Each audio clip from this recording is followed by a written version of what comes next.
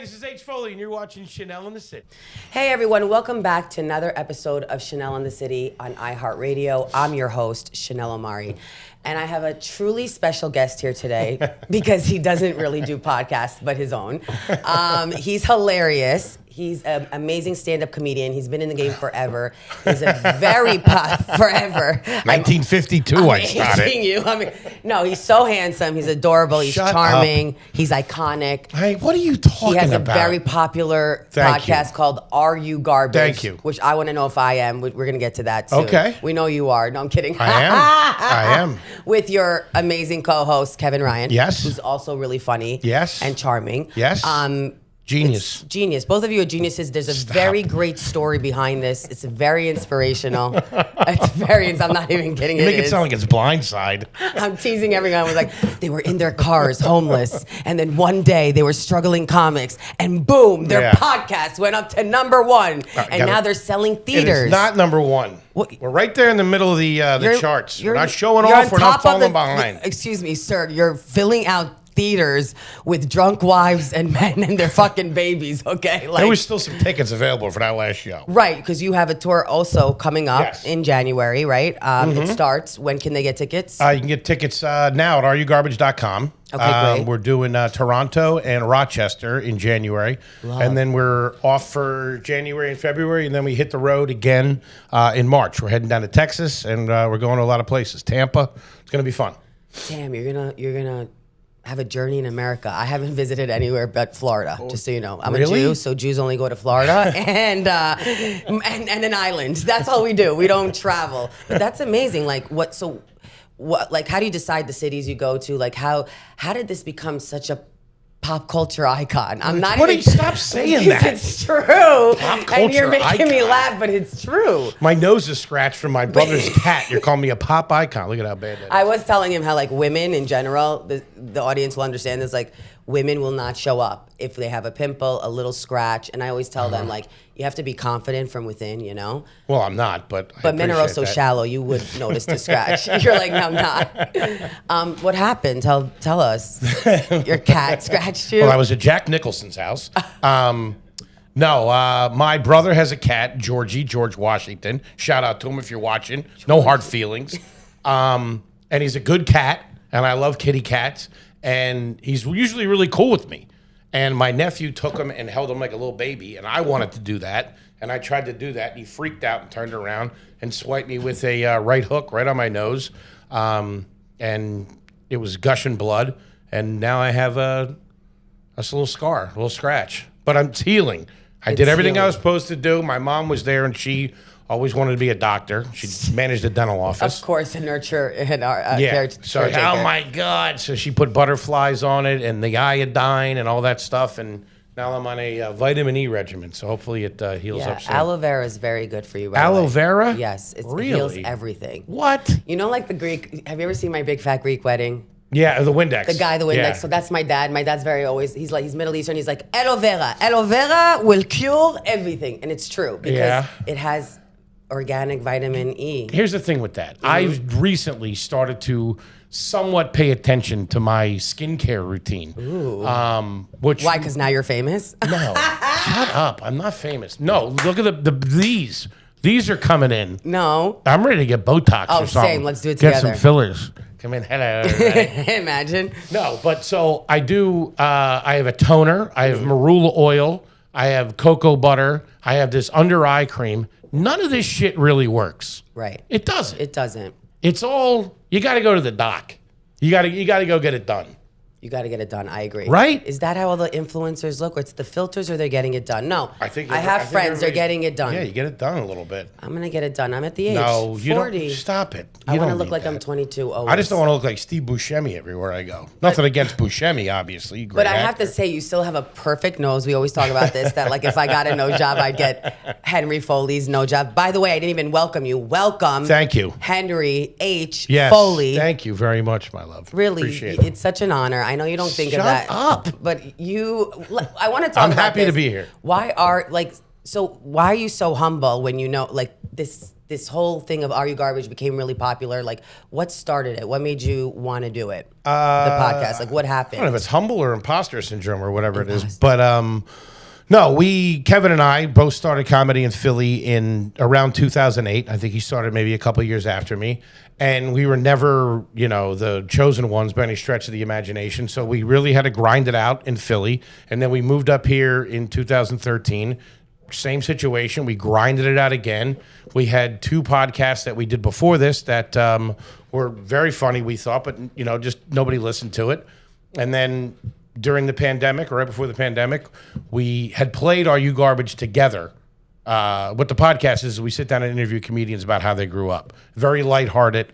What kind of mayonnaise did you have? What kind of vacations did you do? Did you have carpet in the bathroom? Stuff like that. Like real, getting to know the comic. And we just had a lot of ups and downs before this hit. So we're very grateful for the audience that we have. Shout out to all the bozos and the homies. Yeah. So I think that's, where what you're talking about kind of comes from. We're very appreciative and, took our licks, and we're very grateful for what we have. Yeah, I think we all relate. I mean, even for me, I related to the podcast, even though I did grow up in a privileged area. But for me, I was the garbage in the privileged area. That doesn't matter. It's funny. Right. We find that out. We've had people that on the show. That makes sense, right? Like, yeah. You're the garbage in the privileged area. My friends were all rich and I wasn't. No. It's not even that. You could be one of the rich families, but you might be what they call cash poor. Okay. Maybe you got the house. Dad had a couple of good years, but then all of a sudden it's not. The car's getting repoed or whatever. You never know what the actual situation is. And garbage tendencies don't really come from money. They come from like who people are, like in their DNA. You know what I mean? Yeah. You can't shake what your grandparents or what your parents, inherently put in you. You know what I mean? I love that, right? Like when the gangster in me comes out, the Joe Pesci, like that's inherent. I'm like, I'll fucking kill you if you do me wrong. That's not like a money thing, right? Or a social economic thing. No. That's how you were who you were raised by, your character. So I'll ask you, where did you go on vacation growing up? So we went to Mexico, we went to Jamaica when my dad had a few good years. Yeah, that's trash. And then when Yeah, you're taking your kids to hedonism in Jamaica? But the Jewish kids who really had money that we grew up around, or the non-Jewish kids, right, in Great Neck, Long Island, shout out to them. They were going shout out to Long Island, that's the trash capital of the world. Literally, that's the garbage. Yes. We weren't counted as garbage. They were going to Turks and Caicos. They were going to Greece. But even Greece, but Turks and Caicos. They were going to major Saint-Tropez. I was like, my best guy friend was 16. You don't think there's bad hotels in Saint-Tropez? Not to cut you off. Turks and Caicos, you go to one of those shitty all-inclusives. Are there? And you got a wristband. You're trash. That's funny. Okay, that makes me feel better. You're fighting over some lady for the last waffle? You kidding me?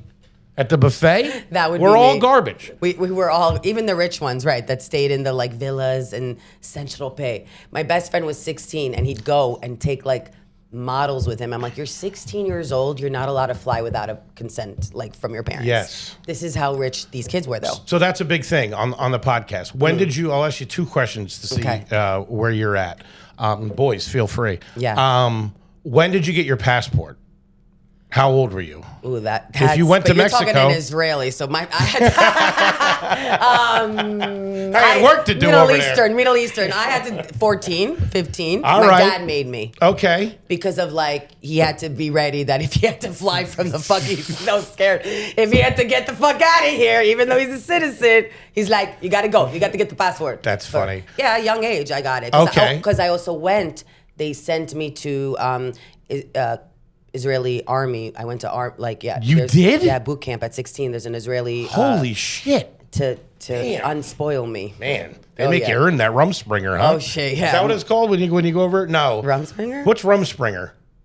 Or birthright? When you go over, birthright. Yeah. You get the vacation. That's not what. No, this was called Gadna, and it was. When you're 16, a lot of Israelis go through this heavy program, as if you're going to the train to the Have you fired a gun? I did. No shit. It was not a good thing.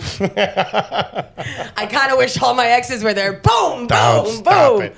But yeah, okay, so I'd be the one who would get in trouble by the sergeant. That's when I knew I wanted to do comedy because I'd make everybody laugh, but then get in trouble. I'd have to do push-ups or doing crowd work at basic training. Hey, where's everybody from? That's one question when you get a passport. This is another big one. When was the first time you had Nutella? Ooh. Did you have that in the house growing up? Yeah, we did. Oh, well, you're doing pretty good. Are we? I thought that I was had Nutella trash. when I was 4. I got my passport at 45, and I had Nutella for the first time. I think I was 38. Really? Yeah. Nobody had Nutella. No, we had the outside of chocolate Philly. spread that was like the cheap version of Nutella. I think the first time I had the real Nutella was like, I don't know. They make off-brand 22. Nutella? Yeah. That's pretty good. Yeah, they do. Yeah. All right. It's a chocolate. It's like a. Well, you're a mix. Again, Israeli thing, a Jewish it's what is it called? The chocolate spread.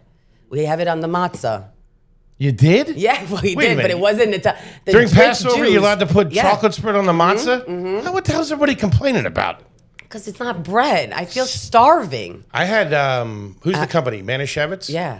My buddy's mom, I guess it was during Passover, made, what's it called? The brownies with matzah.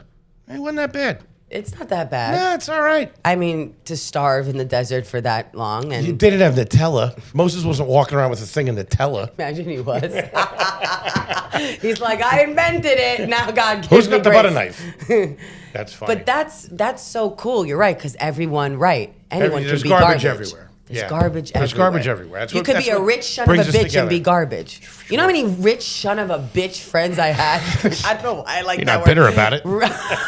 That were fucking garbage. Yeah, they're And probably- I would say it, and my friends would be like, "What are you talking about?" Like, and now I'm getting it. Like, there is. Yeah. There They're probably is. stealing all the shampoos and the towels from the hotel, just like everybody else. Just like everyone else. Yeah. Do you steal from? Do you take the From the shampoo? hotel. I never understood that. I don't. This is my rule on Okay, on I don't stealing. really do that. My rule on stealing is, as a fat kid growing up, I could never do what like my other buddies would do. I never had the nerve to do it too. But steal a candy bar from 7-Eleven. I couldn't do that because Why? because it's hacky. As a fat kid, I get caught with a king size Snickers in my pocket. And then you can cry and be like, "But this is what makes me happy." Yeah, I couldn't They would do let that. you go. Okay, fine. That and I can't steal from the airport. And I know so many comics that do, like just simple stuff. That I don't get. Well, because they do it as like a get back to the they have to travel so much and all that Right. stuff. And it You is know? expensive at the airport. Yeah, that I can't do. But when you're talking about a hotel, all right, I will definitely if I like the lotion, not the bottles connected to the shower. I'm not, digging out those with a key.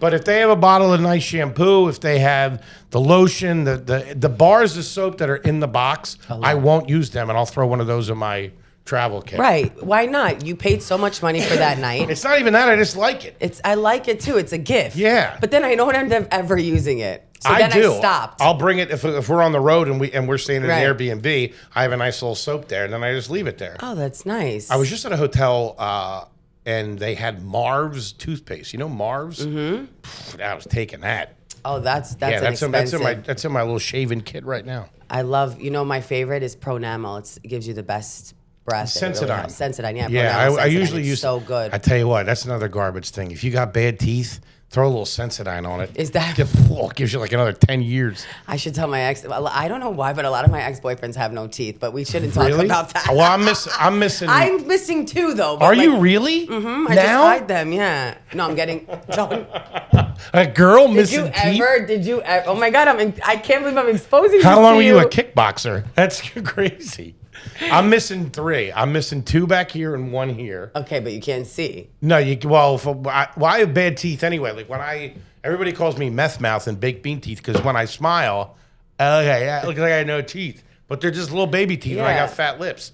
At least you have the big lips. I need the big lips. That's what I'm gonna get next. Well, don't do that. You're perfect. Stop it. Oh, But thank you. I wish. what I had you happened with growing these up. 2 teeth is I didn't start comedy until I was 32. I had already tried to be an actor in New York, and then I moved to Philly and started comedy. So I was completely broke, and I had 2 root canals that went bad, and all I could do was get them pulled. So 2 here and 1 here. But what I tell everybody is that I got hit with a lacrosse ball in college, and it made the teeth go bad, and eventually I had to get them taken out. And that's a cool story. And, cool the story. homies love that. Yeah, They're I- like, oh, he's so fucking cool. No, yeah. all the bozos and homies that listen to the show, they know the real deal, But it's funny, the scratch on my nose. I told a friend of mine the other day. He's like, "What happened to your nose?" And I was like, "Oh, the cat scratched it." He's like, "Probably tell everybody you got into a fight." Yeah. Yeah, And you won, right? Yeah. You just got the scratch, and then you beat the shit out of Got the into other a fight guy. with a tabby cat. I owed him money. What are you gonna do? Imagine it was like your wife who did it. I'm sorry. By the way, which you should go see The Housemaid because it's insane. The Housemaid. Yeah, with Is Sydney, that a with Sydney Sweeney and Amanda Seyfried. Okay. OMG. What's the plot of it? It was a book, right? Yeah, it's based on a true story. I don't want to give it away because there's a lot of twists and turns, but basically, think about when a chick gets crazy and her husband gaslights her basically throughout her whole marriage. And is one the maid? And is abusive. And then she brings in a hot chick, like a nanny, like I've seen that the video Jude before. Law, whatever they said that, you don't bring. A lot of like Hollywood had these like hot nannies come and live with them. And talk about the kiss of death. right? And those are the affairs when they start. So she lures this woman in, and then it gets like crazy. Like a from vengeance there. thing? Yeah, it's a thriller. Like, my But favorite. you think you don't know what's like. I thought I knew the whole time what was happening. I'm really good at it, and it's like it's a mind fuck for men. So just My favorite one of those kinds of movies. A lot of people would say Sleeping with the Enemy with Julia Roberts, which is great. Oh, yes. But how about Enough with Jennifer Lopez?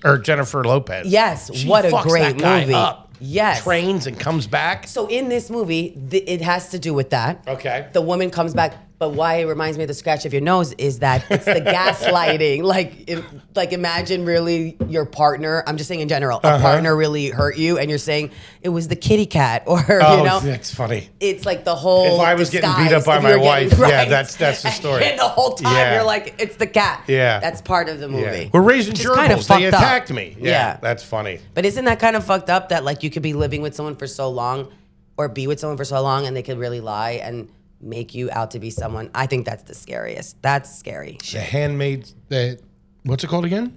The Handmaid's Story? no. Housemaid. The Housemaid. Housemaid. It's just one of these books that a lot of ladies read. Yes. Yeah. And by the way, I feel That like was you're Memoirs the of a type. Geisha. But you'd be Early like, in get the the fuck 2000s. out. Huh? It would be like you would have the housemaid in your house, and then you'd be like, get the fuck out. I'm not gonna be tempted with you, bitch. Who the fuck are you? Yeah, who the fuck are you? I know my wife planned this shit. It's funny. I like Sydney Sweeney's acting work. Yeah, so I want to know from an actor, and we're gonna get into your whole. I think you're reaching there, but okay. You are an actor, and by the way, you should see him. He's a great actor. I don't understand, but I love you. I am a fat guy, and I also play one on TV. I love but we're gonna get to that because you were acting before comedy, which was also like a whole hard situation. Yeah. So yeah, what do you think of her acting? A lot of people are saying she's not such a good actor. I would, love her. I would never. I'm not gonna critique anybody else. Of course, I think she's great. Man. Do you think she's hot? No. I don't know. Some guys, their types. Where's the camera? Huh? Huh? What are we? One of my guy friends what was are we like, doing I here? don't think she's so hot. Yeah. What's He's the hype about lying. her? So I was like, are you She's coming beautiful, out? but She that's is. not. I mean, she takes a lot of risks with the roles she picks. She did that boxing movie. Yep. And I don't know what the movie is, but there's a really creepy one that she just did. That's, Eden. Is that set in the old Yeah, West it's called or whatever? Eden with Jude Law. Yeah. I was shocked that she did that too. That's, Jude Law, you talk about good looking. Oh my god. Yeah, Yeah, he's he's getting better. He is getting better with, but he's taking the NAD stuff. Have you heard of this? Haley Baldwin's doing Haley Bieber. NAD? It's an IV where it's like Benjamin Button and makes you regress in age. You get younger. Is that real? And, yeah, Is that and real? I'm gonna do it, and I'm gonna fucking look. Is that what you guys are on? I swear I'm so obsessed. I'm gonna look like I'm like 25, baby, next time you see me. Because talk to me about this. Tell me if women in the podcast always God. write in, and this is general. I know you're gonna say, but I'm not getting into this. do men feel like they want younger, or is it a type of Like they man? want to be younger? No, they want to be with younger women all the time. I have no idea. I'm not getting into that. I What do you don't mean know. you're not getting into that? Is that garbage also to ask, and is it garbage to want it? No, but I don't know. Whatever anybody wants to do. You know, I'm cool no with me. judgment. No judgment. Like you don't care if an older guy, I can't a get past 60-year-old goes with a myself. 28-year-old. Is that If weird what? to you? A 60-year-old goes with a 28-year-old. What are we talking about? Like Leo or Bill Belichick? Any Leo, don't know. a regular guy, a billionaire. I mean, does it matter? I don't know. A pedophile. I mean, that's A fucking, pedophile? That's a little. What if he was registered? I mean, I kind of Austin, cut this. I have no idea. I don't pay attention to that. I like that about you. Yeah, what? That I'm backpedaling? I'm not answering. No, you're this. like a good guy. All right. You are. Like, you're a good guy. Like, there's not many good guys in the city. You're not going to bring in a maid in 2 seconds, No. are you? Sydney Sweeney here. Hi, I'm Henry. Well, talking about, let's switch gears. Talking about acting, Mm-hmm. you were acting for a while. You said 32 you started comedy. Why did you start at 30? Like, why that age? Why then? So I'll tell you. So I went to college and didn't do well. I got a .2 my first semester. Really? Yeah, You seem like you'd bad. be smart. What? Oh, you seem like you would Get like. glasses. What are you, crazy? But you're like intellectual. What? I don't understand what's going on Who in my are you life. talking about? I'm an idiot. No, you're not. You're very intelligent. I'm just telling you. Okay. I got an 870 on my SATs. That's crazy. I mean, I did a little better than you. But I also had 4 tutors. to I'm retract mentally everything I ill. said? I'm mentally ill. Okay, I had 4 tutors. Okay. So, and I guess I always wanted to be an actor or whatever, but in a very vain and opportunistic way. And then my sophomore year of college, I joined like the little theater group, and I met this guy. His name was Dr. Thomas Apple, who was the theater teacher at Widener University, and we did a play. It's that one. It's not Inherit the Wind. I don't know if you guys know it. That Sam Shepard was in with the 3 sisters. You know what I'm talking about? Little Women? No. Imagine. I played the house. No, I know Sam Shepard. I know what you're talking about. I just Yeah, I don't can't know remember. theater. It wasn't a Sam By the way, I Shepard love play, but he theater. was in it. But I did that, and I really liked it. And he recommended this local repertory theater company called the Hedgerow Theater, which is in the Philly theater circle. And you go there and you study for a year or two, and you build the sets, you do the lights, you live in the farmhouse. They have classes, movement classes, scene study classes. And it was awesome, and I loved it. And then I moved to New York to try to pursue it, and I just wasn't capable of doing this step-by-step process of how you go about being a professional. I thought, I'll wait tables and I'll get discovered and I'll do drugs and I'll drink and whatever. Sorry, totally on that note, misguided. when you mean the profession, you mean You setting mean it do up? drugs? What? You mean submitting your? I was feeling the same, like Yes. submitting your audition tape all the time, going this and is- getting rejected, or like doing the actual Not process. even that. This is 1999. Right. There might have been, but I didn't know about it. There was no real, it wasn't like sending in self-tapes. It was, Right. you had to get 100 headshots made with like a photographer film, like $2,000, staple Expensive. your resume to it, and send it out to all the casting directors. I was too lazy and too dumb to do that stuff. So like every once in a while, like a manager, a casting director would come to the place I was working, and they'd not gaslight you, but they'd build you up a little bit, and yeah, she's gonna whatever, thinking that somebody else was gonna make me famous or whatever. Just not knowing anything and not working, not reading scripts, not taking acting classes after my initial thing, and I basically just was a waiter for however many years, and I started doing a little too much, having a little too much fun, and then when I was 32, I was like, I'm done with this. I'm moving home, and I moved home and got myself together a little bit, and I moved to Philly, and I was staying with a buddy of mine. I was waiting tables, and I wanted to. The thing that I told myself is that I want to get back in. I want to try to really be an actor, and I said I'm going to go to some open mics for comedy to see if. It'll help me, get into being in front of people. That does help with acting, by the way. Just, Of course. yeah, it does. And the muscle memory. I Whatever. loved it. Shout out to the Laugh House in Philly, which is no longer there. It's a black comedy club in Philly where I started. And I loved it. And then we just, you know what happened is I met one of my best friends in life who passed away. His name was Chris Cotton. sorry to hear that. It's okay. It was I'm so years sad. I'm gonna be crying. Okay, go. same cat killed him. You believe Don't- that? I can't Same believe- cat see- that got me. See how comedy? Okay. And he taught me. It's crazy. Everybody that I started comedy with was about 10 or 11 years younger than me. Right. But it was just, I don't know, it was like this special time in Philly where all these comics that were starting are now doing very well. And we all stayed together. We're all, tight and all that kind of stuff. But he taught me building a 5-minute set, doing the open mics, grinding it out every day, the writing. And he was learning from, Keith Robinson, obviously. He's kind of like the godfather of Philly comedy, him and Ray Gordon, I would say. And they were very generous with their knowledge of, of like how to work your way up. So I learned how to do those step-by-step things. We all kind of did it together. We ran a show in Philly for a long time. Then we moved up here. And when we moved up here, we just went to the West Village. We found a room, and we started just doing shows every single night. We stunk. Kevin and I had hosting experience. Tom Cassidy, who I started with, had hosting experience. So we kind of went in that way. Like anybody that was running the room, we're like, hey, we can host for you. And eventually we started running the rooms and just did that for 5 years and just tried to be as funny as we could. So that was kind of the grind of it. Wow. And then I started getting into acting a little more around 2016. I found a guy to submit me, and it was like, fat guy number 2, delivery guy, all that kind of stuff.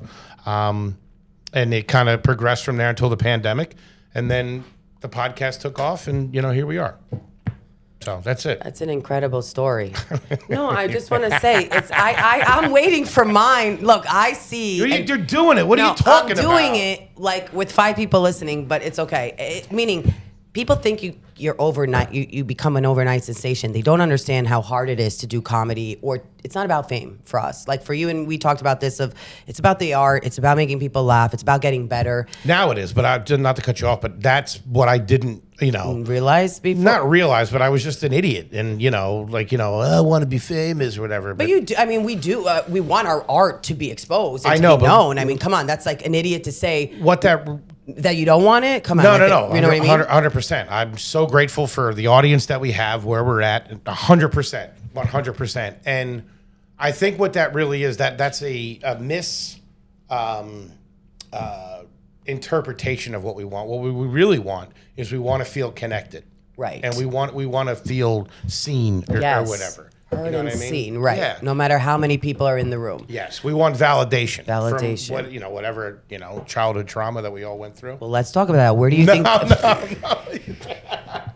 You're like, this is not a light podcast. This is deep with Chanel Omari. Let's talk about this that. This is psycho. Well, I want to know. Father Callahan, come on in. Do you think? What a lot of us do have in common. One thing is even when I have beef with comics, one thing is I'll always take my shirt off my back for any of you. Of course. Because it's a community that we all only know what we've been through. Jack Schmo and the sidewalk is not going to know all the hustle that we've gone through and waiting tables to just do it and whatever, survive. Being a New York comic is hard. Is brutal. It's a brutal existence. The come up, all that kind of stuff. But it's also very beautiful and very sweet, and sharing dollar slices with your friends, running around doing shows. Yeah. Riding with each other sometimes. Riding with each other to go do road shows. That's where Kevin and I came up with Are You Garbage. We used to make fun of each other in the car on our way to do like Altoona. You know what I mean? At some hotel or whatever. And did you have milk with dinner growing up? Would you eat cold pizza? We bust each other's chops about it. So that's where stuff comes from, is from that struggle or whatever. But do you think that a lot of we came from there was a lot of trauma? I do believe I went through trauma in childhood, and I had to cope with laughter. I think when my parents got mad at me, I'd have to make them laugh to ease the blow. You know what I mean? Like it's stuff like that. For sure. Yeah, you were the comedian. Yeah, the clown, the classrooms, even like to dial down the conflict, and I had to risk sometimes, honestly, my grade or my performance because they would send me to the principal's office. But it was worth it. Doing bits, baby. Doing bits was worth it in class because the fuck? What else did I do with that degree? Nothing. What's your degree in? Well, it's communications and journalism. Yeah. Trash. Journalism. Wait, this is the best. Journalism, great. It's major journalism, minor in communications, extra minor in acting. What the fuck? Great. In Northeastern, because Northeastern University offered that at the time. Wait, that's where you went, Northeastern?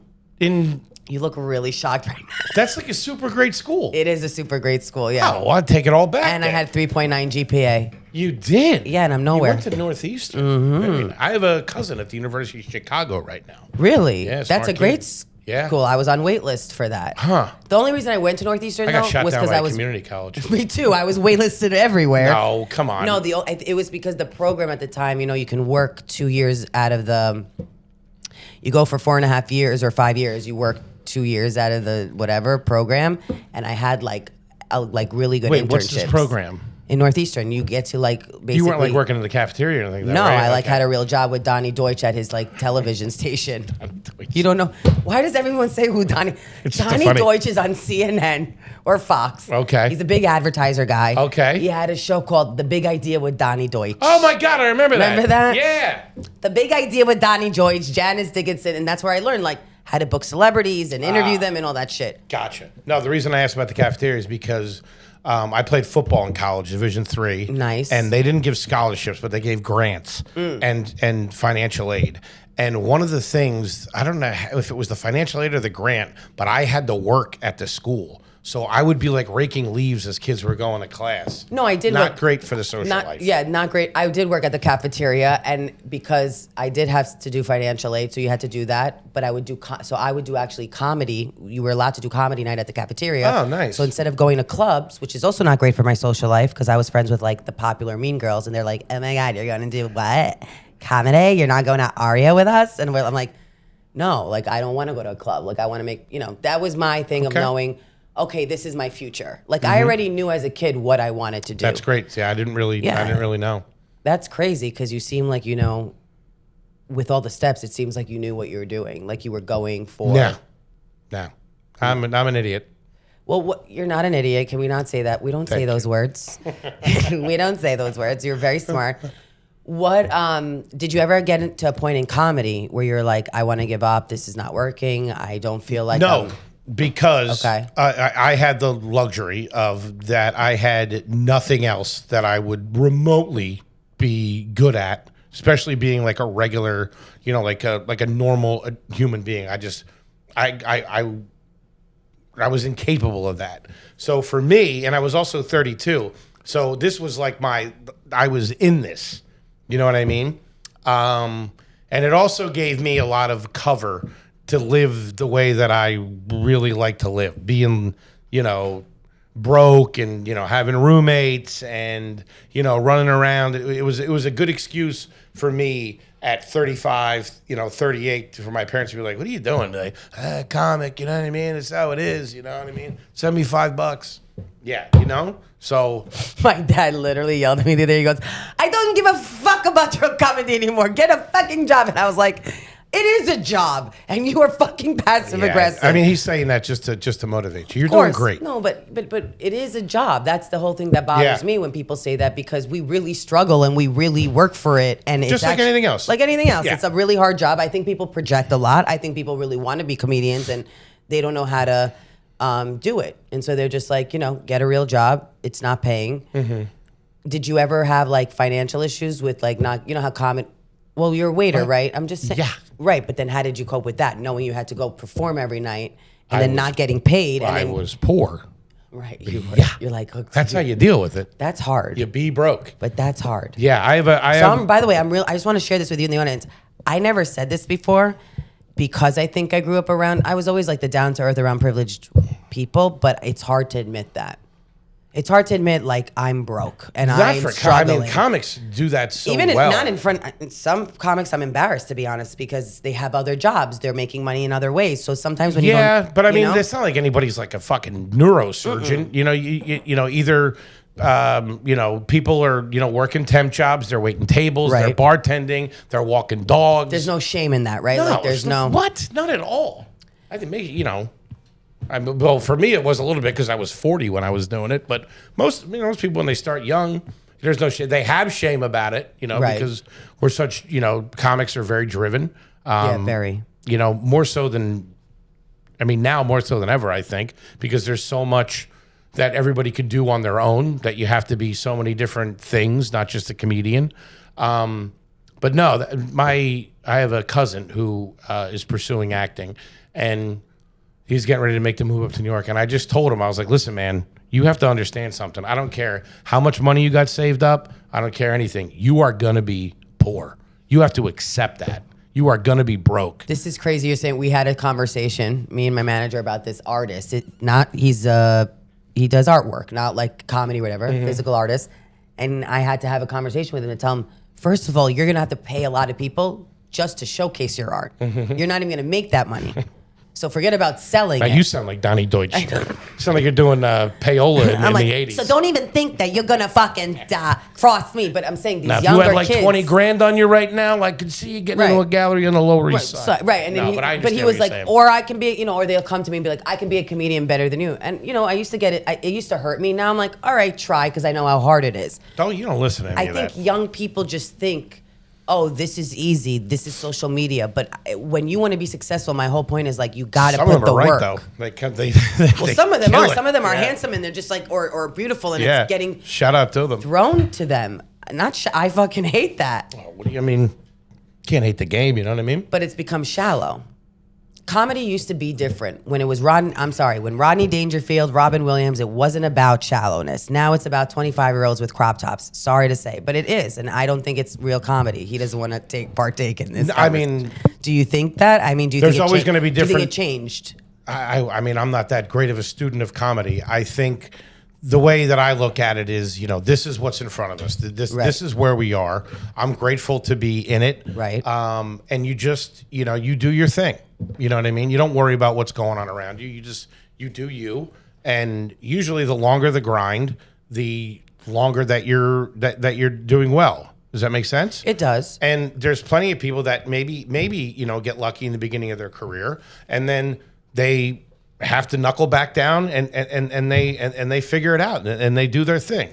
No, I'm not hating on anybody for success at all, especially now. It's like everybody do what they need to do, and everybody do take every opportunity that you get. You know what I mean? You can't look at it like that. I don't think. I like that. No? Yeah. Well, any advice if people aren't getting up? Any advice what we do?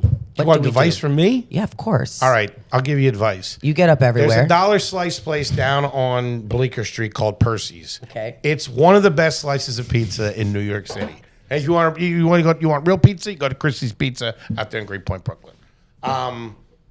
No, I mean I'm not in a position to give anybody advice. Do you think it's cut, meaning like? But you work as hard as you possibly can. Right, you work as hard as you possibly can. You work as hard as you can. Don't worry about who's getting. I mean, this is impossible. I say this because but it's hard. I did it. Yeah, but it's hard when you're seeing your peers. For example, like I say, passing clubs for me is a goal. I don't care what anyone says. But that's a part of being a comic. You're naturally gonna do that. How did he get that, or why did she get that? What am I doing? And what am I doing? What am I doing wrong? And nobody's doing anything wrong. If you're working super hard, you're not sucking the right dick. No, I'm just sorry. I had to say that. I'm sorry. If you're working super hard, and you're writing, like Bill Burr, I write every day though. Yeah, then you don't got to worry about it. No, but it doesn't. You are opportunities successful. For women are different. You're killing it.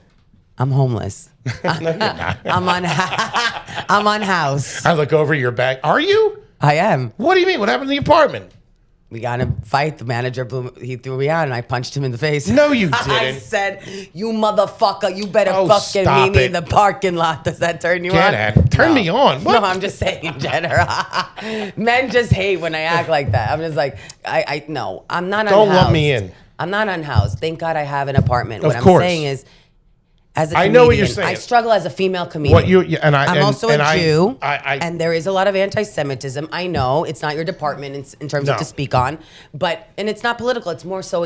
It's hard. It's hard to expose yourself, put yourself out there, put the things that you really care about in life that's painful, and make jokes about it. Of course. While your peers make fun of you behind your back, and the people. It's not an easy thing. Well, we've talked about this, and I always say to you that you're fantastic, and you shouldn't listen to any of that or worry about any of that. I know, you've been so kind to me. This is very difficult as a comedian, and it's very easy for somebody to give advice of, oh, don't worry about it, or this or that. That is a part of comedy. I mean, there's exceptions to the rule, obviously. People that are just so focused on what they're doing, they don't let anything like that bother them. But I was, of course, like that. Coming up in 2013, 14, 15, 16 in New York comedy as a middle-aged fat guy, that is not what the industry was looking for at all. So, and you see all that stuff. That is a part of it. You just have to manage that, not let it destroy you. It's going to be there. And, eventually, hopefully you get to a point where you have some clarity and you're like, man, I should have never been focused on that stuff, but it's very difficult to do it. It's a part of it. It's human nature. You know what I mean? And it's like, not that you're hating on the person. Right. It's and not you're happy that. for them. It's just like, man, and it's also a trick too. It's like, you think if you got that your life would be easier. Right. That person's life's not any easier than you. They're still struggling. You know what I mean? Like, how many people have done late night and they think that's it. And then, and they still have to, everybody still has to keep working. So that doesn't really exist. But as a comic, as a struggling comic, sharing a $1 slice of pizza, dealing with rejection, it's hard to manage that. And it's just a part of the process. And I would never pretend to understand what you go through or what anybody else goes through. You just gotta, keep digging. It's a part of the process. Like, look, you did 2 podcasts. I'm moving on. You did the 2 podcasts. You thought it would be successful. You did it for shits and giggles. It didn't end up working in your favor. Then you have Are You Garbage? Did you think that it would take off? Or you and Kevin were just like, fuck it. We're doing this 3rd one. Well, we're going to just, or was there more strategy behind it? I say this all the time, and this is very well known. Kevin is the genius behind, engineering this. Okay.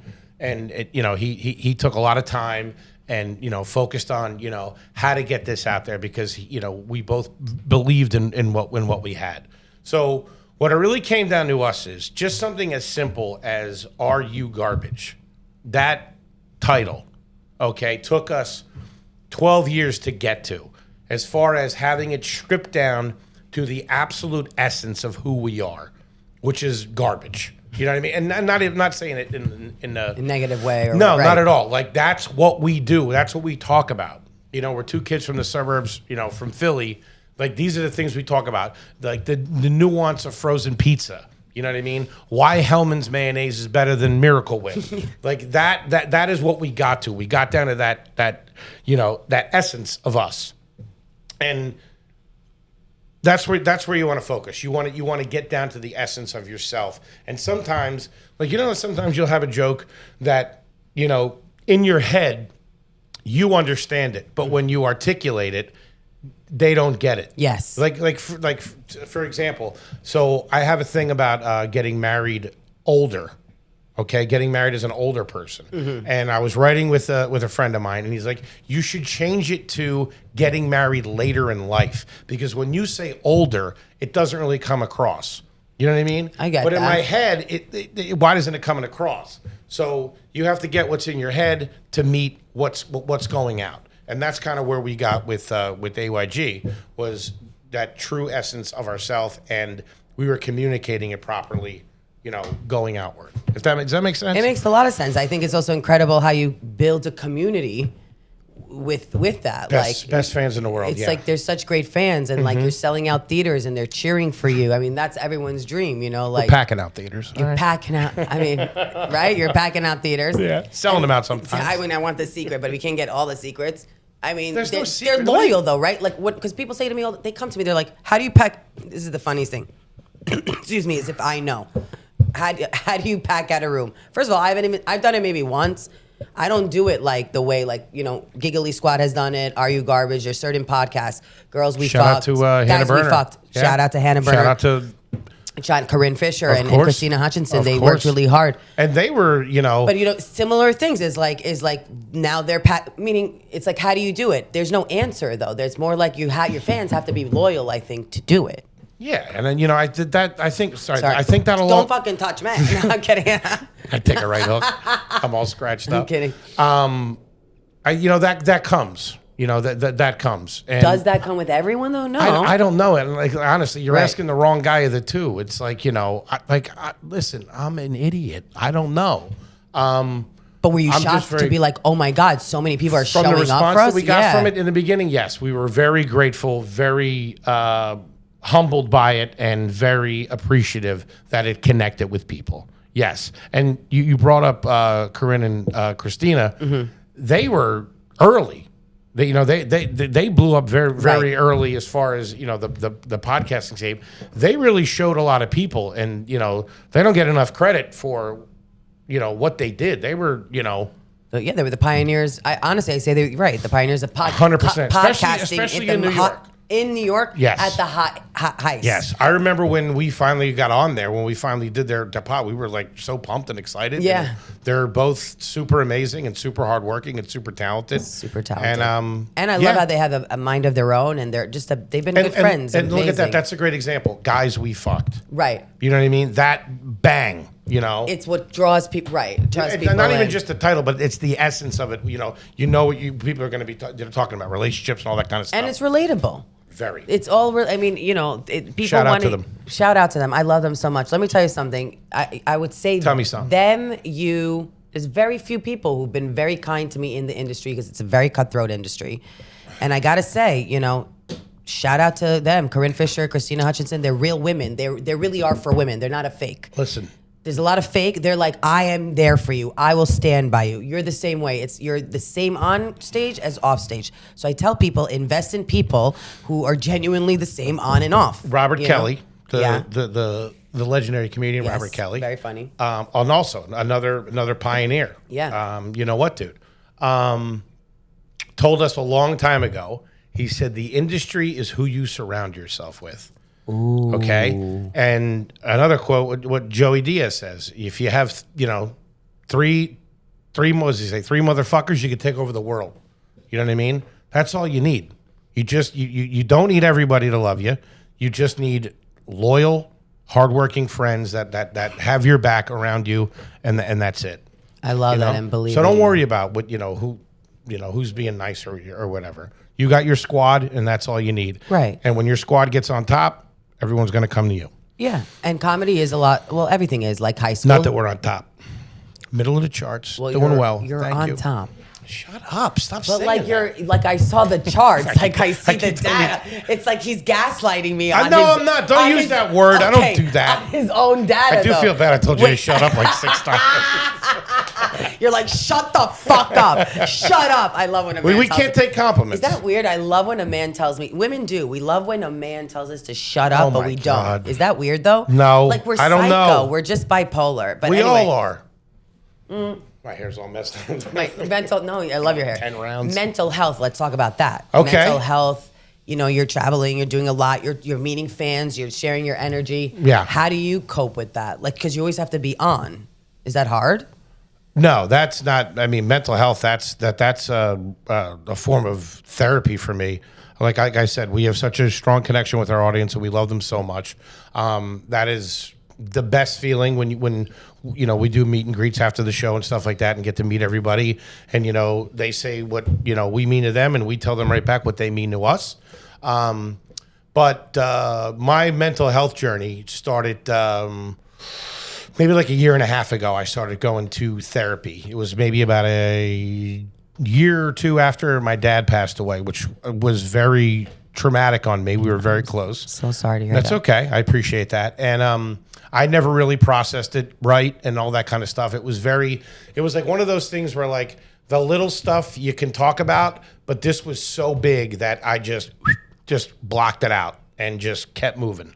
So I started going to therapy for that. And that led me, to other therapists and, all that kind of stuff. But this is a therapy for it.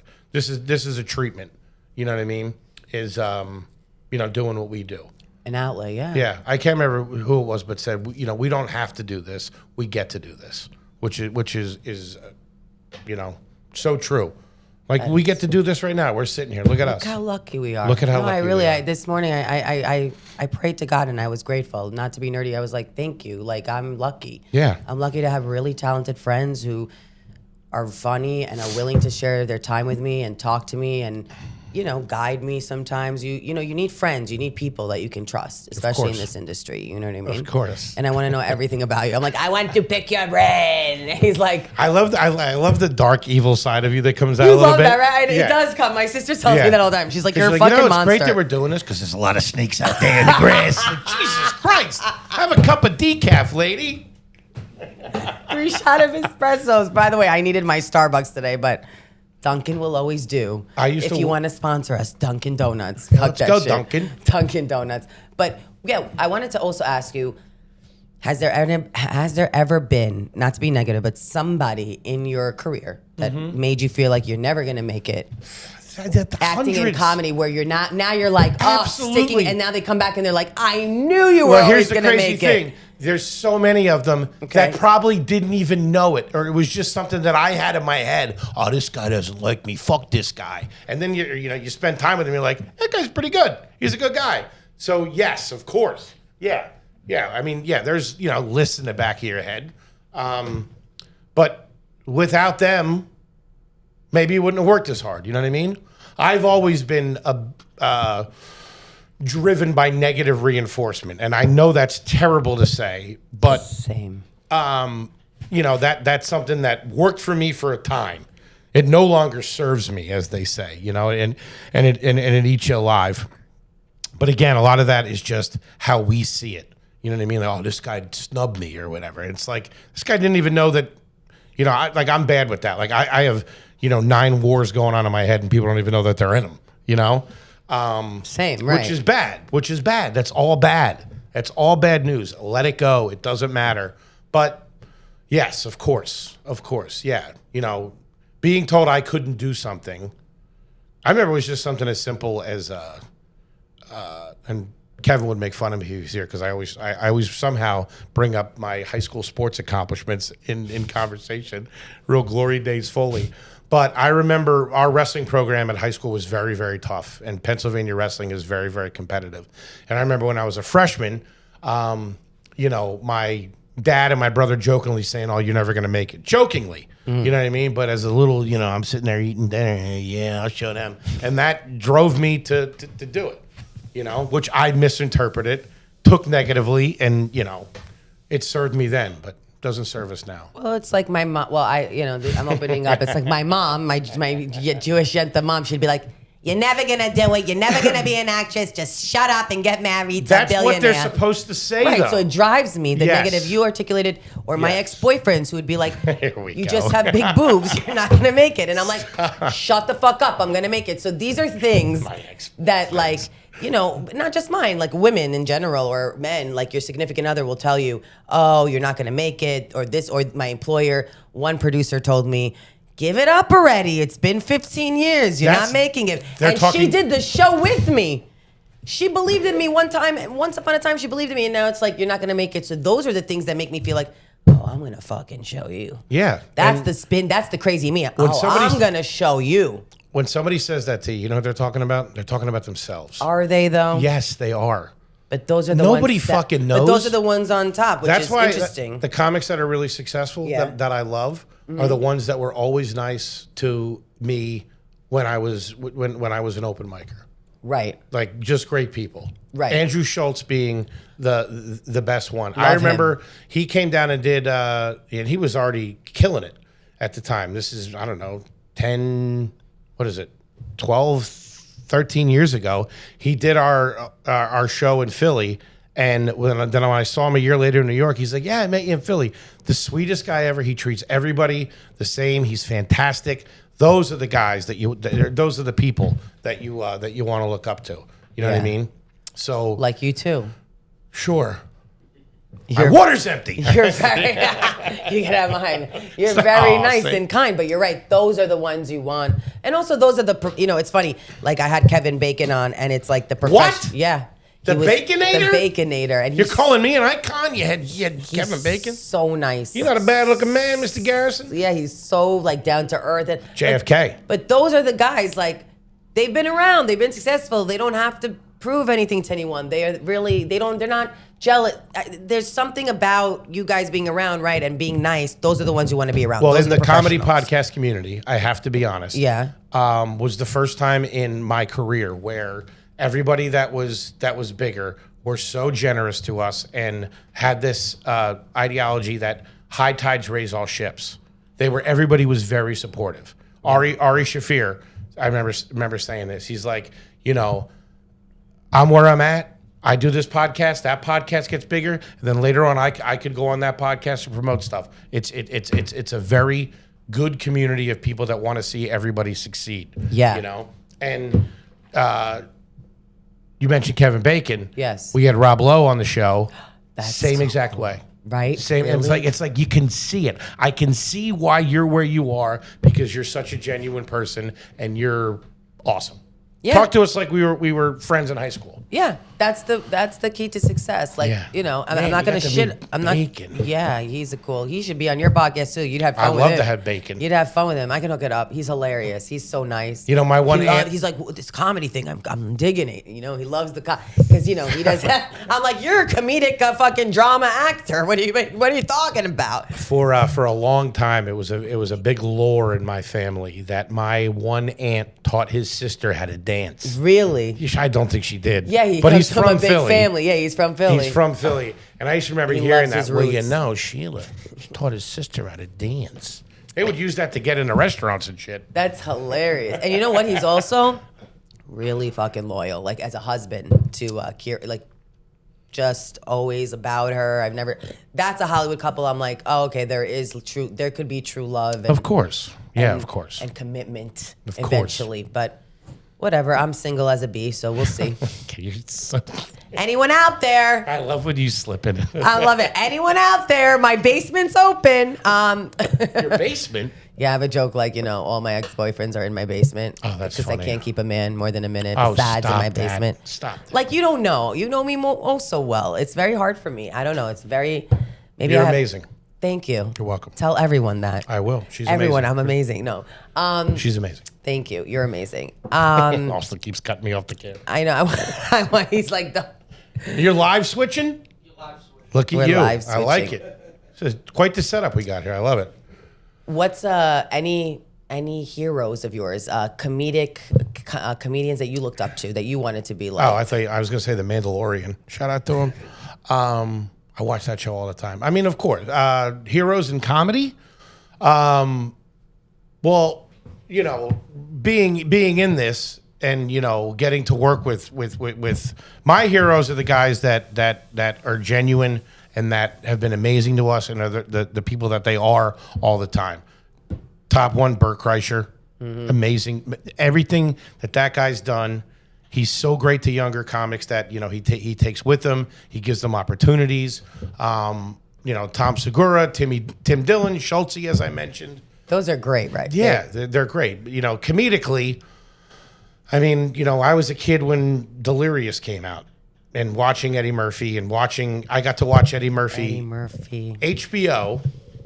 You want to talk about garbage? My parents would rent HBO for like a month, tape everything off of HBO, then cancel HBO. I think we were raised in the same house. My fucking parents did that too. Yeah, and one of the movies that they did, and I don't even think they ever watched it or knew what it was 48 Hours. It was Eddie Murphy's first movie with Nick Nolte.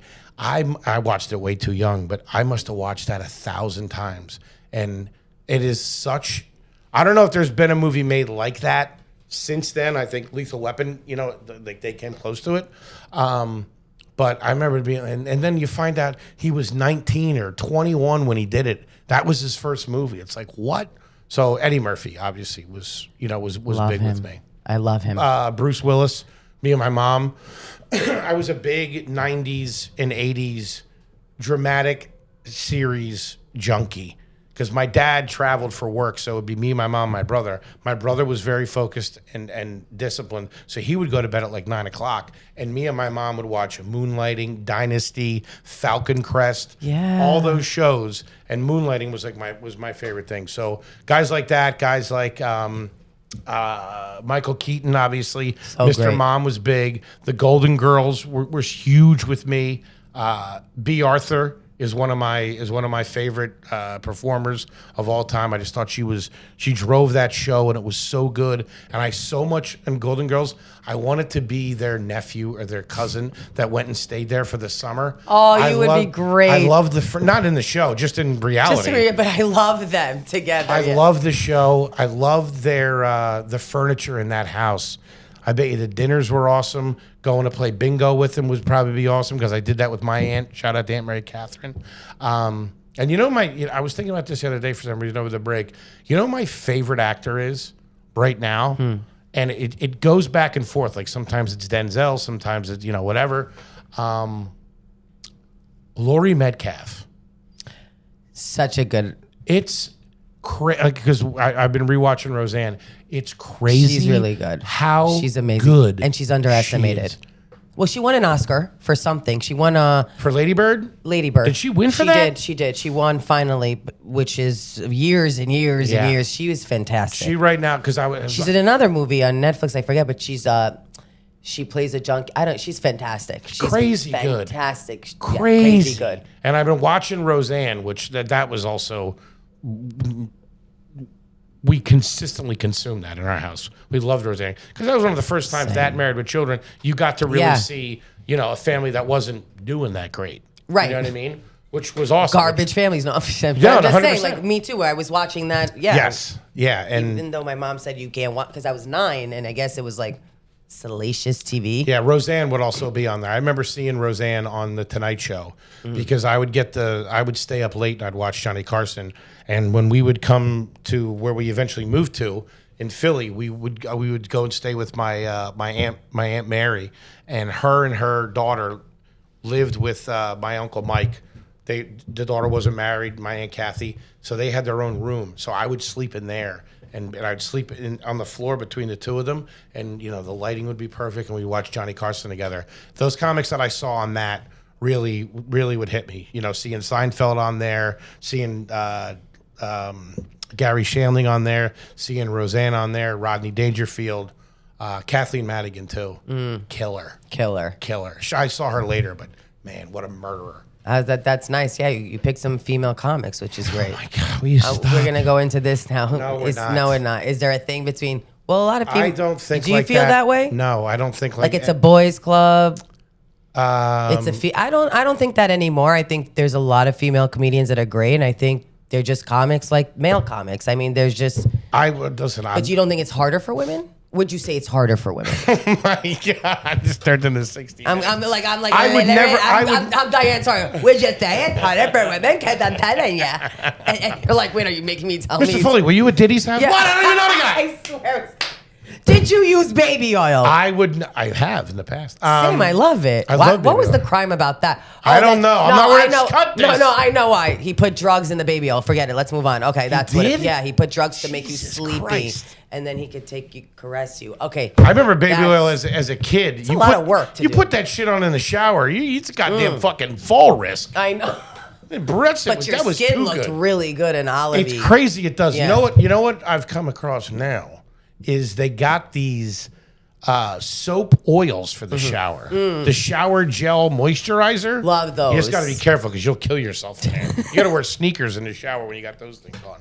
That's funny. I would, like I said before, I would never pretend to understand that I know the plight of anyone else. And I can't imagine how hard it is for anybody else.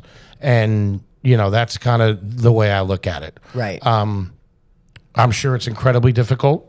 And, I completely respect that and would never put my 2 cents into anything like that. But I also just think another it's useless opinion. Right, but I also think it's difficult, like you said, for you guys too, for certain men, for men. I just think it's difficult for comics. Sure, 100%. It's a cutthroat industry. Yeah, but any of your struggles, you have my empathy, and I don't like the way the world is. Right. It's not a meritocracy, and it's not fair, and it fucking sucks. I know. Do you believe you should stand up? I know we spoke about this a couple of times. Like, do you believe you should stand up for yourself, or in the right moments when it comes to art, acting, comedy? Like, are you going to get your way necessarily if you're like, oh, hey, I don't like this, or I don't like the way you treated me, or I don't like the way you said that? I mean, is that a thing that you shouldn't be doing? I think you should always stand up for yourself. Okay. I think that, you should do whatever is the best for you to achieve what you want to achieve. When I was younger, I did a stupid thing and I got into a fight with somebody and a fist fight. And that stopped me from, I was kicked off the wrestling team my junior year for it. And I remember my wrestling coach saying to me, never do anything in your life that's going to get in the way of what you want to accomplish. You know what I mean? Yeah. And I did that. I did something that stopped me from getting to where I wanted to be. So you never want anybody to do that. But you want everybody to live their truth and be who they are.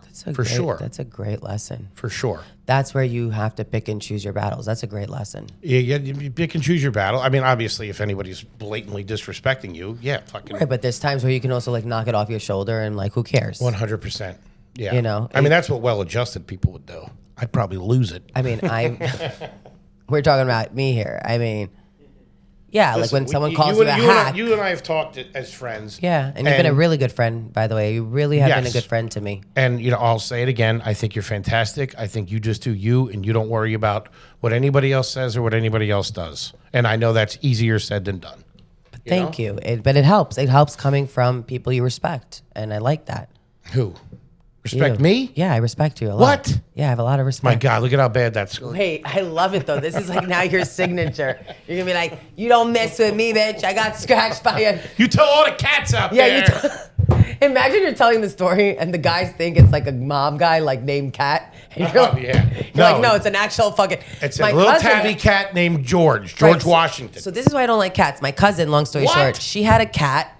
And the fucking cat scratched me in the middle of the night. And I said to her, I will never sleep over ever the fuck again until you get rid of that cat. I was never a cat person until like my 20s. My brother randomly brought home a cat from college, Bucky. And yeah, he was awesome. Yeah, I love cats, I love dogs. The only things I don't like, all right? Yeah? What do you don't I don't kill bugs or anything like that. The only thing I do kill, I love killing mosquitoes. Bugs. Okay. Cockroaches. I love those cockroaches. I'll kill spiders. them. I don't fuck with them. I don't fuck with them because they do their thing. Mosquitoes and cockroaches, bed bugs, obviously, and Komodo dragons. They're the only animals I got beef with. Komodo dragons. Yeah, fucking. How do you kill them? They're hard. I would with the run away. I'm not fighting them on the weekends at a bar in Delaware. I am. That's what you're thinking. I do that with the cockroaches. I'm like, how are you gonna take one of them out? I don't like Komodo dragons because they're sneaky. They bite you and then they follow you while you get infected with the bacteria. They fight me like a man. Komodo dragon. I love it. Let me ask you this: do you think you would still be a waiter if Are You Garbage didn't take off, or like? Well, luckily didn't take off, or would you still be even doing all that and still waiting and being like, I love my life. It's my life. I made a commitment to myself that when I started this, that I would follow this until the ends of the earth. And if that's the way it goes or the way it returns to or whatever, that's as Lee Strasberg said in The Godfather 2, this is the business that we have chosen. Oh, that's hot. I love Godfather. Business we have chosen. This is the business. Yeah. So it's not a race, right? It's enjoy. It's a marathon. It's not a marathon. Sprint. And you're not running against anybody except yourself. But what you got me? I don't know anything. Stop asking me this stuff. What's garbage about me? I want to know what you think. What? Yeah, it's garbage about Your vendettas? Okay. He knows me well. People don't know, but he knows me well. I am firecracker this one. I will fucking put you on fire. Like all of a sudden I'm sweet and I'm like, I will fucking kill you. You're right. Those are garbage. I got to stop that. I'm working in therapy about it. Listen, everything's a work in progress. You know what I mean? What else? I need more garbage things. I want to work on myself. But hold on, the garbage things aren't bad. The garbage things are know. good. It's good. It's a very lighthearted show. But I want to know your opinion on me. I think you're fantastic. I think you're extremely talented, extremely wonderful. Yeah. And how pretty am I from 1 to 10? Oh my God, you're a 10. Crazy. Mirror, mirror on the wall. Who's the prettiest in the world? I'm the mirror. You know, I got a hoagie in the mirror. Hey, I look pretty good. I love it. I love it. What else can we look forward? What are other goals that we could look forward with you? Other tour dates? We know it's January. Yeah, we know we're going to see you. We got a big tour this year that we're doing. We're doing a lot of. We usually do a lot of one-nighters. So we'll go on an off night, like do a Tuesday, do a Wednesday. Okay. But this year we're going to do some club weekends, which we're very excited about. We're going to be in Tampa for the weekend. I got to come to a show with my girl. I have to come. Anytime you want. So we're excited about that. We have a lot of stuff that we're doing at Are You Garbage this year that we're very excited about. Have you ever thought about like a TV series, like because of the acting and all that, and I mean, still doing acting. Well, I was lucky enough to be on Tires last season. Right. Yeah. On How Netflix. was that? Fantastic. With Shane Gillis. Those guys are all such a funny show, dude. I die from that show. amazing. Couldn't be more proud of him and more happy for him and everybody. There's a great example. Yeah. All of his boys. The whole squad. Yeah. Everybody. Best guy ever. That's what I was gonna ask you. Do you? Because a lot of like Pete Davidson, he'll help like a lot of his squad with that he was coming up with. That's what. Yeah. Do you think with connections it helps, or do you think like if you were a great actor, it's not connections? I don't look at it like that. Okay. I give so much respect to guys like that that bring the squad with them. Got it. You know what I mean? Right. Because they don't forget the squad. They believe in the squad. You know what I mean? 100%. And I feel so grateful and so just amazingly overcome with gratitude that I started comedy when I started, where I started. All the Philly guys, Tommy Pope, Chris O'Connor, Gerben, McKeever, everybody, Reggie Conquest, Tommy Cassidy, Ian Fidance, everybody that we all started with. I love that, and I love when you see that Pete does that a lot. With Ricky Velez and Giulio Gallerati. I mean Ricky Velez is a murderer. Hilarious. A murderer. I mean, even off, like I was at the stand with him one night and he's like, I mean, are these fucking people are they real? Like everything he says, it's like comedic, you know? And those are people I like hanging out with. I got to host for him a lot when he was doing a lot of city spots back in the day. And getting to watch just a guy just murder. That's so great. Cool. But I think all that stuff is important and fantastic. And you see it, you see it more and more these days. You know what I mean? Everybody surrounds themselves with who they trust and who they believe in. Sure. And that just makes it better. That's what I want to do. If I had a movie, I'd be putting all of you guys, my friends in it that I like, that I enjoy, that I think are funny and talented. It's the Adam Sandler motto. He does that. That's what I want. That's how even when I would see his movies, I'm like, what a fucking mensch. He's not even caring about actors. He's just putting his friends that want to be actors in it and giving them. What a mensch. What a mensch. Imagine you in a Jewish family. I would die. You would probably be more Jewish than me. My parents would be obsessed with you more than me. What? He needs to convert. He was Jewish in another life. You're a goy. You're a goy. I grew up with so many Jewish friends. Did you? In Philly? Yeah, in the suburbs of Philly, of course. Damn. And I say this all the time, I was always so jealous. Really? Of the Christmas Day routine. The movie. The Chinese food. Sit down. Let me tell you something. I love sit down. Chinese food is my favorite. Same. Sit down Chinese restaurants in the 90s were the absolute best with the wonton noodles and the duck sauce and the hot mustard. You sit there like a gentleman. You do the nice apps. They'd have the lazy Susan in the middle of the table, the tea. But here's what we didn't understand. Why couldn't you Christians and Catholics do that? Because we had to go to our families and get yelled at. On your day, though, you couldn't order Chinese. No, we do. But there's something. There's something about Christmas Day. Everything's shut down. Right. And there's always a good movie coming out on Christmas Day. That's where we went and saw Housemaid on that day. And then I yelled at the screen and I was like, fuck you. That came out on Christmas? Oh, this year. Yes. That's funny. And I yelled. And by the way, you knew how I knew I was funny? How? I made the whole theater laugh. Wait a minute, hold on. This is true? I swear to God. You can't be. You're heckling movies. You're a comic. Yeah, I know, but this is because I was George so Costanza? into it. When you watch it, you're gonna be like, "Oh, I get why Chanel was like." And every woman, and I yelled at the screen, and then it was comedic timing, and everyone was like, "Oh my God," dying of laughter. They didn't throw you out? No, that's what I was shocked. I was like, "Oh, What's your movie chops. Snacks? What do you get? Nacho cheese all the way. And I have to have 3 cheeses. I'm a fat ass with 2 bags of nachos. 3 cheeses? Yeah, not No, one you mean side. 3 different cups, not 3 different cheeses. Right, 3 different cups. Do you have Parmesan Reggiano? No, and I am gross. I eat it with my fingers. It's disgusting. You don't want to go to the movies. Wait, with hold me. on a second. Wait, you don't want to go to that's garbage. You're dipping the chips in it, or you're eating the cheese with your finger. I'm dipping the chips in it, and when the chips are done, I'm. Oh my God. I know. My brother can't stand it. He's like, I can't sit next to you in the theater. I can't. What about sweets? Okay, so it's nachos. Yeah. Is your favorite? Then I love popcorn with cheese in it, and what cheese? The sprinkled cheese or that cheese? That cheese, I put it in the Oh my God. with what's the chocolate? with either M&Ms or something sweet crunch. Wait, then you're dipping it in the cheese? I'm putting it all together. Oh. Like a trail mix. I didn't realize. You're it's so psychotic. good. I wasn't aware of You that. didn't know this whole time we were friends. I was psychotic. Okay. Because listen, I'm with you. And that's another thing that I call Foley all the time. I'm like, I'm going to fucking sue the shit out of this person. And he's like, okay, calm down. We're going to take a break here. You can't sue everybody. Okay. It's an M&M store. You have to let it go. Yeah. But you know, like in the pot with the sweet and salt, you never do that? Isn't it the sweet and salty? No, you don't do that? What? Sour of course Patch I do Kids that. in the I popcorn? love it. I just wish I knew about it earlier in Oh, life. yeah. It's really good. Now you look like, listen, now I'm 50. Now you start sprinkling salt on chocolate chip cookies. Now you start doing that. Cheese. But I gotta tell you, cheese is it's wild. a bad. You don't do it. Ladies should not do this on a date. They always What? ask me, do not order what you really want on the first date with someone because a guy is going to get nauseous. I disagree with that. Do you? Be yourself. You kidding yourself? me? Fuck that guy. Yeah.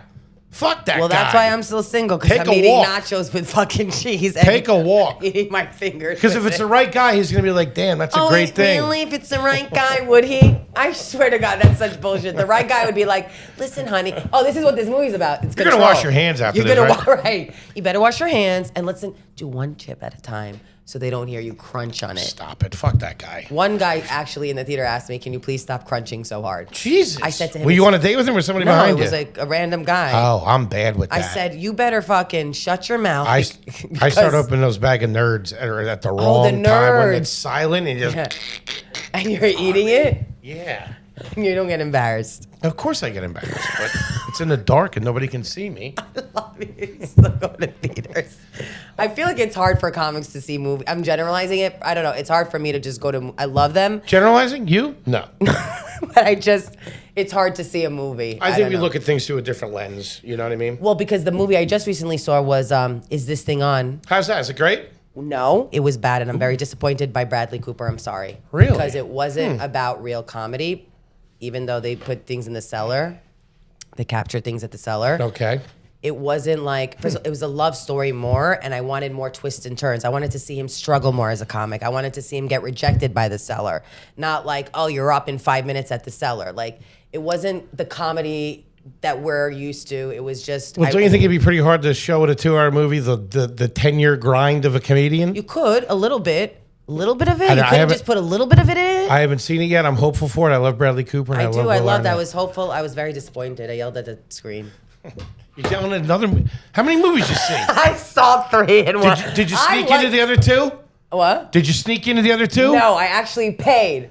And you know what? With my sugar daddy, I paid. But Oh my God. but you know what? Every woman should have a sugar daddy.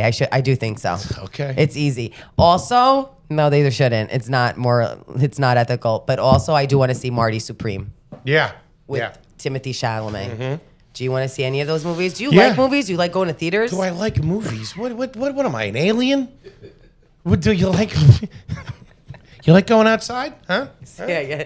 These are Of course I like movies. I asked the stupidest questions, by the way, on my first I date. love that. I'm like, do you have the bed? I says bed. And they're I like, asked- check, please. We asked Paul Reiser on the show, Yeah. who not a fan of not of mine.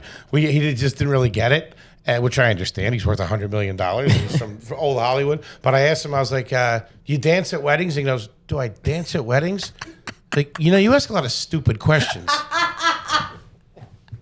There's never any stupid Yes, questions. of course I like movies. I What's- just saw One Battle yeah. After Another and I loved it. Which one? One Battle After Another, the Paul Thomas Anderson movie. Oh, it's good? Great. It's I in thought thea- Sean it's Penn in was theaters? brilliant. No, now it's on HBO. Oh, I gotta watch it. I love Sean Penn. I used to masturbate to him all the time. That's Okay. TMI. Okay, let's move on. But anyway, I just love him. That's how much I love him. He's literally my type. But he hasn't been in movies in a long time. Everybody says that. What's up with? What's Well, I'm it- what- saying he's- usually he's you would rich. see him rich. They for slow how long? down. They Kevin take their Spacey time. said he's unhoused. Yeah, okay. Even What's with Kevin his situation, Spacey? because he had a lot of money and he's fucking living in hotels. And whatever happened to him? He became a couldn't- millionaire. Right, they couldn't and direct. chilled. But what? He didn't want to direct. He didn't. If Who, I was Sean Penn? if I was a millionaire like Sean Penn and a great actor, I'd still want to act. I'd want to direct. I'd want to create. I want to be an artist. I want to own a gallery. I want to do stand-up comedy. All right, well, there you go. You don't have to worry about Sean Penn as a competitor. Actually, David Arquette came on the show, and he said, Love David Arquette. Yeah, he has a lot of respect for us as comedians. Very nice. And he said that he's very funny in his own he's right. very funny, Yeah. but he said it's very different. You know, he owned that it's very different to be a comedic actor as what we do and going on tour, going on stages. He's like, I don't know if I could do it, but I would want to try. There you go. Isn't that interesting? Mm-hmm. Would you like to see him do stand-up? What do you I don't know what the fuck. I just thought it was really cool that he had really a lot of respect for the craft. Yeah. You know? I appreciate that. I appreciate it. I appreciate Thank it. you, Shout Mr. out to Arquette. David Arquette David Arquette dips his M&Ms in cheese at the movies. in the popcorn. In the popcorn. Do you don't think that's a weird combo? Like if you saw a woman, if your wife was doing that, would you? Well, she's your wife. You know her for so long. But if you first met her and she did that, would you be like, I don't know? I mean, no, you're asking the wrong person. What if she I am the licked grossest. what if she licked ketchup and mustard, the condiments with her fingers? All right. I would find it intriguing, I guess. But I understand where you're coming Okay. from. I do so many things that, I'm... One guy told me he couldn't take it anymore. He broke up with that me guy. for it. When I was a kid, I used to eat raw hot dogs. Yeah, Okay. same, okay. My favorite snack Yeah, is peanut butter and jelly with chips on it and dill pickles and milk. So I'm not judging anybody for what they do. That sounds yum, but I never thought of that. I like good. peanut butter and jelly, and I love pickles. I could try that. Yeah. No. I think anything. I love milk with Italian food. Yeah, So love I'm not Italian judging food. anybody I love when that. it comes to the gross things they do when they eat. Speak about Italian. You're Italian, right? And Irish. You're Irish. Growing up though in an Irish home, Big growing Italians. up in an Angela's Irish home, ashes. I'm like racist. No, God forbid. I love the Irish. What coal mine did you work But did your in? parents support? I'm just saying. Did your parents support your acting and comedy? Yes, they yes, did. yeah, Because my for parents sure. are like they're very over it. They want to kill me. No, But I mean- they're like, shut the fuck up already. We don't want to see your dumbass jokes on social media. Make money or marry rich. But your situation, They were please just share. always like, you do what makes you happy, and That's nice. yeah. Yeah, So they they're- weren't they're like cool. get this 9-to-5 job or career Well, or no, they knew that I wasn't- got a .2 my first semester in college. That's They didn't shocking. think I was. That is shocking They didn't to think me. I was giving up like a finance job. Like you could be doing so well. But you talk about But I like big couldn't. words on your podcast that you understand that none. What was it? That word that your mom called in? It was so funny. I watched this episode. My mom couldn't spell arachnophobia. And I didn't. I knew what it was, but I didn't. And I think that was really funny. But you're like really intelligent, so for Oh, you to get stop. a .2, that's fucking weird. But some people are just not good test takers. That's what they tell dumb people. I got an 1100, and I was like the dumbest person. People bullied me because I got an 1100. They're like, Northeastern, "You're that's going pretty good." nowhere. You're going nowhere." Don't listen to that. I know. Let I'm that like, I'm stuff going go. somewhere. Yes, you are. And your fucking bodies better not be ending up in the ground. So we're going somewhere. I'm just kidding. I just want to be. I love the movie Goodfellas. I love the mob movies. I like to get into character. Anyway, anything. Oh, one thing I want to ask you before we wrap up. What's a good place for us to check out, Chanel in the City audience? Like a restaurant that you like to go to? Oh, that's very Good nice. I food. like it here in New York. Well, I mentioned Christie's Pizza in Greenpoint. It's the best pizza I ever had. Really, Greenpoint. We got to go there. Fantastic. If also you're in Greenpoint, you go to Peter Pan Bakery, which is Okay. phenomenal. Here in the city, if you're looking for a good steak, we love Gallagher's. Okay, I love Big steak. Gallagher's people. Gallagher's. Anywhere we should in, take him for a nice steak. anywhere in Chinatown is fantastic. Love China. Low hop specifically. Diner wise, getting smaller and smaller. The diner culture in New York know. City, unfortunately. The Gemini Diner on 2nd Avenue and 35th Street is fantastic. If you want a burger, I'm an hour doing this. I love it. I love Name it it. 70 places. We're JG foodie. Mellon for a burger, JG obviously. Mellon, yes. Dollar Slice Place, which might be $1.50, $2 now, but it's worth it. Go down to Percy's. And you know what's fantastic food? The Olive Tree above the cellar. Their food. Fucking love the that best food. wings The best in the food city. Oh. Yeah, fantastic. And the hummus plat. Everything there is like Yes. amazing. Yeah, it's awesome. I'll like literally go there for dinner. It's so good. A couple more questions. Do I have your time? Of course you do. I love how I just asked. A couple more questions, sir. Because your comedy, by the way, you guys have to go see him do stand up. You have to see Foley do stand up. I've seen you do it a couple of times, and you're just so hilarious. Thank you. What inspires you behind your material? I love how you're making me laugh, but it's a serious question. Like, Do you write every day about real things? No, I'm a lazy comic. I don't. Because in the moment you seem like you practice it, but it's really natural. I appreciate that. I'm scared to death when I'm up there. Are you? Of course. Yeah, you don't get nervous? Still getting nervous? Of course I do. Yeah. I almost fucking have a heart attack up there. I just talk about myself. I just talk about, I don't. How do you know what's going to, like, do you care about, like, what's going to hit? What's not going to hit? I just taking shots. I don't know. And then when I write a bad joke, I ask one of my friends to help me with it. It must be nice to be you. Everyone's, like, obsessed with you, too. Oh, my God, you're such a great comic. Next life, I'm coming in as you. Forget this, God. My clothes will be very baggy on you. I love that. I want to wear back. No, but no, I just think it's interesting. Like, do you think you should write every day, or do you think sometimes? Yeah, I think you should. Yes, you do, right? Yes, I write try every to. day. I struggle with that. Yeah, but can I tell you, I write every day. I respect comics that do. Yeah, but I write every day, and I respect that. But when you write every day, it doesn't mean that it necessarily jumps off the page. No, of course not. That's what's frustrating. Bruce Springsteen said that he wrote 100 songs for every song that makes the albums. What? I don't know if that's true or not. But well, that's crazy. Yeah. Stephen Pressfield's book, what is it? The War of Art. I read the first couple pages of that. I want to read that, The War of Art. Yeah, I heard it's a good book. I just remember him saying in the beginning that he writes 8 hours a day, takes it on a hard drive and puts it in it, or whatever those things are, and puts it in his glove compartment of an old truck and doesn't look at it. It's about the process of it. And do you believe, like, if someone doesn't laugh, you just still keep going? Like, of course, if that's what you want to do and it's something you have to do. No, but like in the set, like sometimes it's awkward. You're like, you said the joke, you thought it was funny, and then you sit. One booker used to tell me, I'm not sit talking in about silence. anything. Yeah, right, and then go. Bomb next. all the time. I'm not talking about anything heavy. It's fat guy jokes and talking about myself, and the way that I see things. Right. So, what was I going to say? I had something good there. Can't remember. Keep doing. Oh, that I'll recommend books that I haven't read to people. So you got. Yeah, recommend, please. I want to read. No, I'm saying that like I recommended that book, the War of Art, but right. I only read like the first 2 pages of it. But I have no problem recommending books to people that I haven't read. Right, I love that. That's funny. You should check out. You know what you should, the audio somebody else book. told me about it. 48 Laws of Power. 48 Laws of Power, Atomic Habits. Yeah. Yeah. But that's like just being a vindictive bitch in life. Yeah. I don't know. It's teaching you how to be a vindictive. I get through 4 pages of a book and it takes I me can't 10 read. hours. I like audiobooks. I can't even do I'm them. dyslexic. Yeah. I like Seinfeld, The Sopranos, Okay. and Golden Girls. Oh, you like I love the Golden Girls too. Who doesn't?